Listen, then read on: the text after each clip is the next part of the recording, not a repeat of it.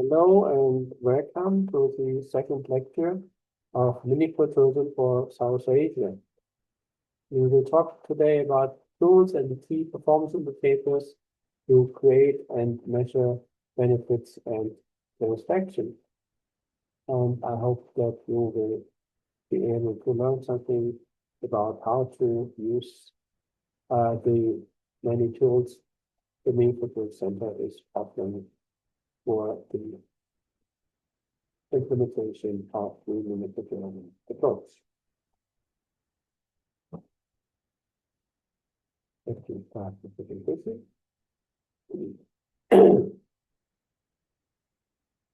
So we had in the second week of December three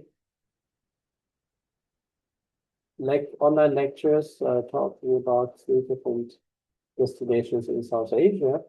So now let's dive deeper into the practical advantages of the conversion for the development in South Asia. This is a free online lecture with N23 because it's been sponsored by the Mini Prototype Center, but also by our friends and colleagues from the Institute for Tourism. Thank you very much again for that.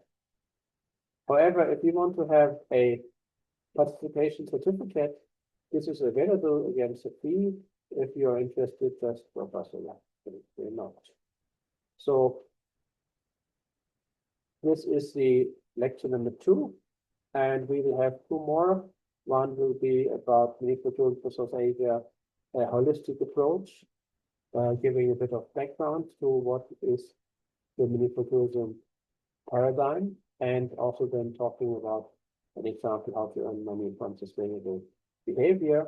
And then we will have a break for Christmas and have a lecture for the step-by-step guide for successful implementation. So today we have the introduction, and then I will do a short recap what is Mini Prototype for those who have not seen the first lecture, and then we will concentrate on the Mini Prototype tools and on key performance indicators. And at the end, there will be a Q&A session. And as a special bonus, everybody who registered for the Mini Prototype online lecture South Asia will receive free access to the Mini Prototype weekly publication. If for any reason you don't want to receive this newsletter, you can transfer it, of course, at any time. So what is the Mini Prototype Center? The Mini Prototype Center is a non-profit organization which is based in London, and the headquarters are here in Kathmandu. So I'm speaking to you from Kathmandu, and we have partners and trainers we are very proud about from around the world, including many countries in South Asia. So we are providing research, training, consulting services all around the topic of Mini Prototype for companies, organizations, and institutions all around the world. And I have the honor to be the founder and executive director of the center, and that's why many people call me now Prof. M for Meaningful. And I've been working for almost 50 years by now in international tourism as a consultant, a trainer, a publisher, event organizer, and of course as a university professor. And as you can see, I am affiliated, and I'm a fellow and administrator and a member of boards in a couple of international organizations. At the last 5 years, however, I have concentrated mostly on developing the Mini Prototype Center and pushing forward the Mini Prototype idea. And last year, I moved to Kathmandu in Nepal. More importantly, so these are our trainers. So you can see that we are really having certified trainers, friends, colleagues all over the world. Somebody is certainly near to where you are and can help with offline, real, physical, face-to-face communication, training, consulting, and so on. Also, for Asia, of course, it is important to mention again that the PATA the Pacific Asia Travel Association in June in Istanbul. As you can see on the photo here, we adapted a meaningful Pacific Asia tourism economy as the official vision of the organization, where Butler sees where should Asia tourism move toward. So if you missed lecture one, a short recap, what is meaningful tourism? You can see the full lectures for both North India and Northeast India, and also for Nepal. You can download them here. It's tourism.com/NQ lectures/ if you want to have more details. Introduction, but briefly, let me do that here. So meaningful tourism is a paradigm based on the insight that all stakeholders and tourism and hospitality need to receive both objective benefits and subjective satisfaction from tourism and hospitality activities to support the future sustainable development of destinations, companies, and organizations. So we define 6 main stakeholders, which are the travelers, the host communities, the tourism employees, people working in the industry, the companies themselves, the governments at different levels, and last but not least, the local and the global environment. So international tourism is at a crossroads. Clearly, climate change is destroying many traditional business models. At the same time, AI is changing tourism in more ways than the internet ever did. And also, very importantly, the customer demand is changing from recreation and sightseeing towards transformative experiences and special interest trips. So as a result, we see that quantity is replaced more and more by quality. We see that tour operators, especially when they're offering not very specialized trips, they're not offering Antarctica or Amazon jungle or that, that they are replaced by AI-powered personal assistant apps, which will give not only recommendations, but which will actually be able to book a trip and all the elements of a trip for their users. That means for South Asian destinations and companies, there's an opportunity to avoid repeating the mistakes other people in other destinations have done before, and adopt actively to current and future development of tourism. For that, this is something we talk about here, is it needs obvious to have a holistic approach to tourism. So when we talk about transformational tourism, to have a look at this graph,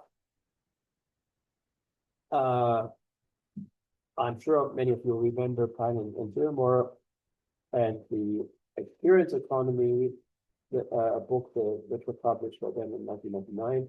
So now Pine has started a new book and has given the scientific base for the transformation economy, where you can see that instead of staging experiences, it is now guiding transformations. So the level of customization is moving up and up.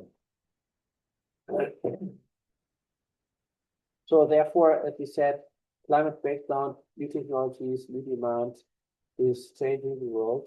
So we see that meaningful tourism is not just a nice to have idea, but it's a set of tools which companies and destinations will need for the survival and future development in many places. And so therefore, it's not something basically you can choose to change. You can't, you cannot stop it. So you better actively adapt to it while there is time. So meaningful tourism offers analysis, alignment, strategy, possibilities to monitor, to compare, and it also offers education, both academic and vocational education, for the new people joining the industry to understand what are the necessary skills and tools for the future. And for the wider general public, it's a tool to show that tourism is a force for good, and we are part of the solution and not part of the problem. So with this recap, let's move on to the main topic, which is what tools and services are there you can use. And these are provided, as we said, by the Meeting Fertility Center, but also by the local trainers on the ground. And it is available for all levels, from small private companies to international organizations on basically 3 levels. So there's an entry level where we have self-assessment for limited companies based on smart KPIs, leading to recognition as part of the Meeting Fertility movement.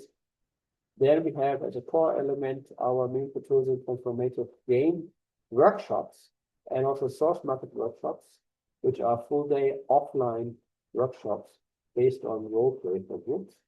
And then we have on the 3rd level the wide field of implementation support, so which means helping to develop customized KPIs, strategy workshops, up to full implementation support packages of different sizes, all customized for South Asian destinations, companies, and organizations. So let's have a more detailed look at this 3 levels. So first of all, the entry level. So this is made for individual companies and organizations. So you will be provided with 24 smart KPIs, so 4 per stakeholder, and asked to do a self-assessment. Where are you with regard to this 24 items? And then to make a commitment to improve the performance for at least 2 KPIs with a defined starting point and a goal and an action plan how to achieve the goal you have defined. And this will be assessed and evaluated by us at NTC. And if accepted, you will be recognized as a Meeting Fertility movement member. And after 6 months, included is an online consultation to see how things are progressing. And after 12 months, we will be given a documentation, and this can be followed up, of course, by a renewed self-assessment commitment for the next year. So, well, obviously there are some costs involved. So the cost for companies with less than 10 employees is $99, or more than 10 employees, or 10 or more, $109. So that should be possible for every company, every organization to show your this kind of not very high cost. And what's included? So the materials for the self-assessment, including the KPIs, the evaluation process, and the recognition as a Meeting Fertility movement member, including a logo you're provided. You will be listed on the website. You will be named in the Meeting Fertility Weekly. And after 6 months, there will be half-an-hour online consultation with the local trainers, with you, so to see how it is going and where you need maybe some extra help and insights from our side. And after 1 month, after 1 year, so you should do some documentation, and we will evaluate it. And if this is accepted, then you're recognized as a certified Meeting Fertility movement member for the 2nd year. So to keep the status after that, you can do a new self-assessment and commitment with, again, the commitment to improve at least 2 KPIs, but be the same ones, and the new ones within a year. And of course, as a certified Meeting Fertility movement member, you will see preferred treatment for publication conferences, for our articulation work, our social media communication. We will always give preference to mentioning your company, your organization, your services. And also, you will enjoy reduced prices for consultation and virtual trainings and workshops, and for all kinds of implementation support. And so by now we do this in the normal way with computer files, Excel and Word and so on. But what we are working on is a AI app so that in the future also you will have a much easier process of doing the self-assessment and the management as well with the use of AI. Next point to mention is the Mini-Pathology Confirmational Game Workshop. So this is a full day workshop which is done offline. So you will have a local trainer doing this in local language, customized for your situation, and where the attendees will be given roles as one of the member of the 6 stakeholder groups, and also there will be a section how to learn about smart KPIs. Why using this form of a transformational game workshop? Well, we can see that everything is changing, and also with artificial intelligence, there's much more approach now to facts and figures and information than ever before. So it's not about knowledge delivery anymore. It's about developing skills for critical thinking, for utilization of information, which one is useful, which one is not, of being proficient in the necessary technology, and to being able to adapt to change and innovation, and also, of course, to enhance your interpersonal, intercultural, and interdisciplinary capabilities. So that's why the workshop will move in a way that people are given roles, and so that they are learning to look at things from different perspectives, and that they learn how to focus on alignments rather than compromises, and how to develop holistic, sustainable solutions. So the most cases it is offered as a one-day workshop. Of course, it can also be done longer, and a 2-day workshop is either if it has to be very intensive, or if it's for higher education institutions or universities and institutes where you need probably to start a bit early and give more basic information. So the trainers are our certified NPC trainers, speaking necessary local language and using customized materials.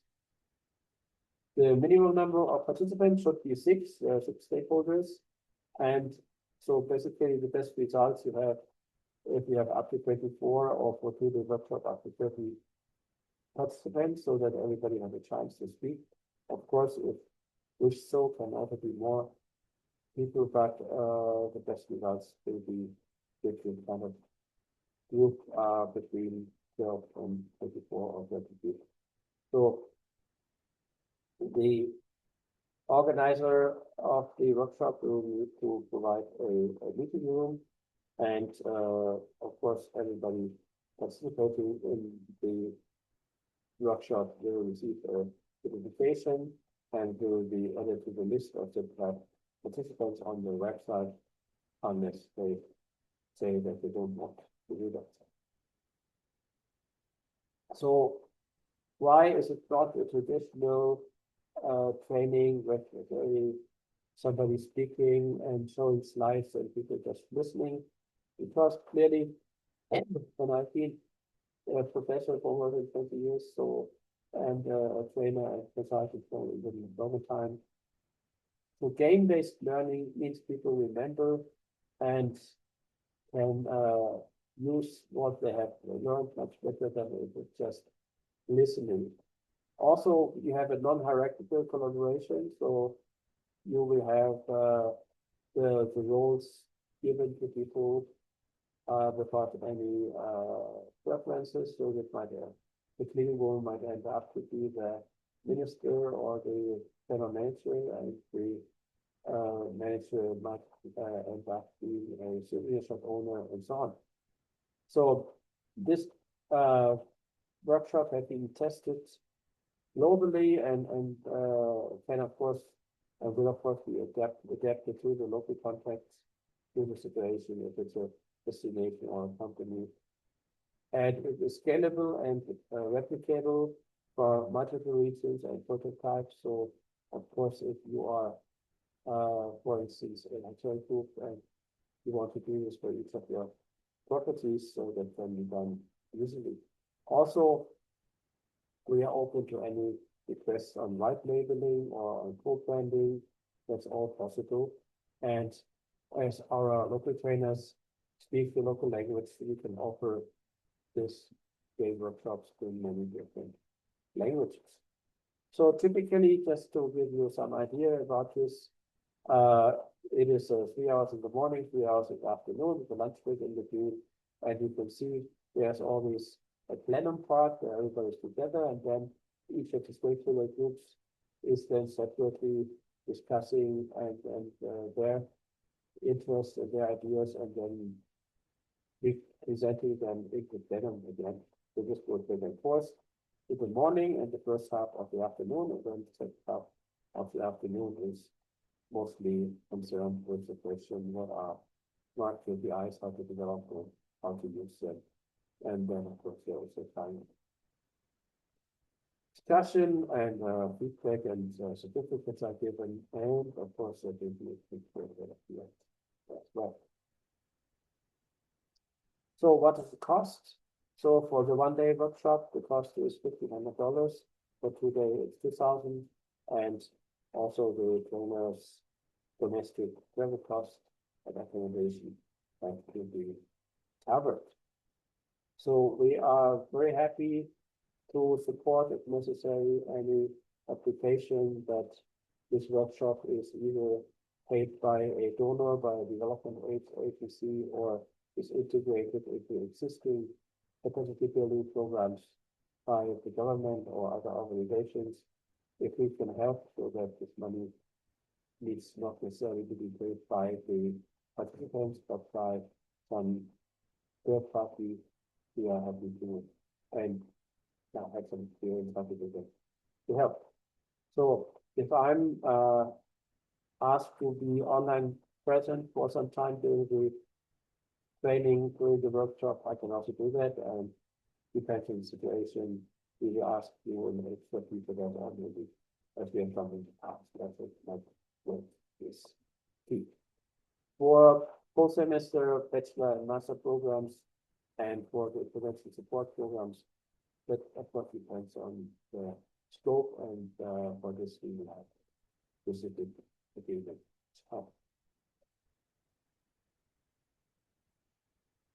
So besides this transformational game workshop, there are also source market workshops where we look specifically as relevant source markets for the destination. So, and how transformation experiences are best offered to visitors from these main source markets, how to prepare and train the local communities and their employees, how to empower the companies to adapt their products and their storytelling, how to create the political frames, Visa for instance, and how to include the different customer groups in the quest to protect the environment. And the same like the transformation game workshop, also the cost and the conditions are same here. Implementation support packages. This is, as from the experience, it's clear that the one-day workshop already is helping a lot to have people learning about what is happening and what they can do with municipal tourism. But of course, there is not enough time to really customize, customize the relevant KPIs and to develop the activities needed to have results from them. So therefore, we offer all kinds of implementation support, and that can be, for example, development KPIs. That can be also a question how to do the data collection, and that can be a one-off. It can be done for a longer period of time. We can help with a lot of marketing tools and offer AI-powered real-time dashboard, very important, as well as organize conferences and publications, and support also applications for the new proposal award, which we are doing every year. So these packages are customized according to the needs, the wishes, and the budget of the customers, or again, of supporting a development organizations. So we have a skill matrix, which you can see on our website, and you will see that our different certified NPC trainers have a lot of different skills and experiences, from legal questions to how to develop community-based tourism, from digital sciences to psychology. So there's for whatever is needed for academic support, there's somebody available within our network. And so this can be done as a standalone, or it can of course also be done as part of existing capacity building and trajectory programs already in the company or in destination in the country existing. And KPI results can also be used for ESG and other reporting applications. With that, let me talk about meaningful tourism KPIs, because we have mentioned them many times, but what is that? So clearly, during the overall tourism debate and during the COVID pandemic, most experts agreed that arrival numbers are not suitable as a main key performance indicator, because they do not measure the objective benefits and even less the subjective satisfaction at different stakeholders. Unfortunately, this has been partly forgotten again. So United Nations Tourism Organization is still mostly concentrating on arrival numbers up to now, whereas smart KPIs for every stakeholder, especially when making usage of AI for easier data collection and analysis, are a key element of the new tourism paradigm. So what you cannot measure, you cannot manage. So data provide transparency in the discourse about the pros and cons of specific tourism development plans, also for the wider audience. So SMART goals are goals which are specific, measurable, achievable, realistic, and timely. So not talking about what will happen in 2060, or not having unrealistic goals, but having goals which are really smart and which are real. So give an example. So if you go on a road trip somewhere, how many Mars bars you have in your car, or how many songs on your playlist is interesting, but not as interesting as if you have enough fuel in your tank, and if you have a map or some idea in which direction to ride. So similarly for business, you have KPIs. So the K is key performance indicators. So of course there are thousands, but some of them are more important than others. So to have an example, for instance, you have a healthcare facility, a hospital, and if they say, oh, we need to enhance the patient experience, everybody will nod and nobody will do anything. So it will not be a transformative KPI. So if you use a smart framework, you may come up with a goal which say something like increase the patient satisfaction score by 25%, focusing on outpatient services based on quarterly feedback service over the next year. So this kind of goal is a smart KPI, because it is clearly saying what are we focusing on, the patient satisfaction score, and we focus on outpatients in the case, and what metric is used is in the score based on a feedback survey. And if it is achievable, if 25% is to the right amount or too low or too high, that of course is has to be debated before, and then you know what it has to be and what's not. It has to be relevant, so enhancing the patient's experience is core to a healthcare facility mission, so it is certainly a relevant point. And its time point, it says for 1 year and every 3 months, we will have results. So it's also very clear how it is on the timeline. So final point, to give some examples, and maybe you can see behind me, it's getting dark here already. So for travelers, what to measure? Well, the sentiment, how they like it, how many people are returning, what is the diversity of source markets you have success in terms of geography, age, interest, and so on. How long are people staying? How much are they spending per day per trip? For the host community, again, the sentiment, but also how many percent of work in tourism jobs is provided, how many percent of women are at leading positions in tourism, for instance, how many bachelor and master programs for tourism are available for a destination, what is the HDI, the Human Development Index position, what is the position in the corruption. For employees, still sentiment, so how do, on average, people feel about working in this industry?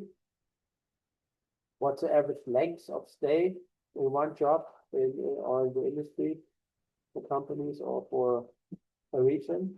What percentage is the number of locals in leading positions? What is the level of prestige of work in tourism compared to other industries? What's the level of payment also in comparison? And how many percent of the jobs are 12 months full-time jobs? For companies, how many percent of overall companies are engaged in the tourism sector? How many percent of them are SMEs? How many percent of them are locally owned? How many percent of them are offering regular trainings and career paths? And how many percent of companies have increased employee numbers? And how many of them have a meaningful or sustainable tourism strategy?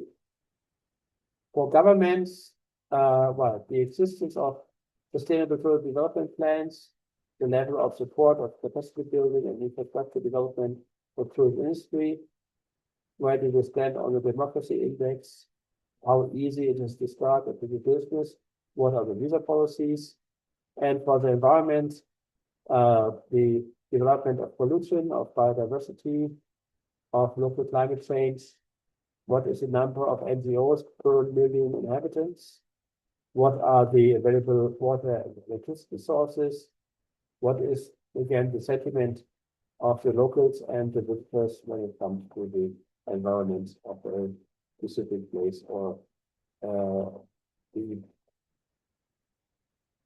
specific properties of a company. That is all I want to share for this one. We will have 2 more lectures coming, but for now, let's move to the questions and answers.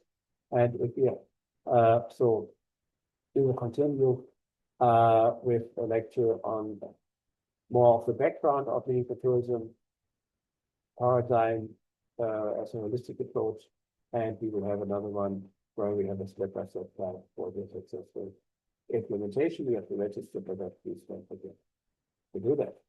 And of course, before we go to Q&A, if you have any other questions, if you want us to help you in your progress, feel free to contact us. You can see WhatsApp, email, you can go to our website, and you will get a subscription for our newsletter, which is published every week.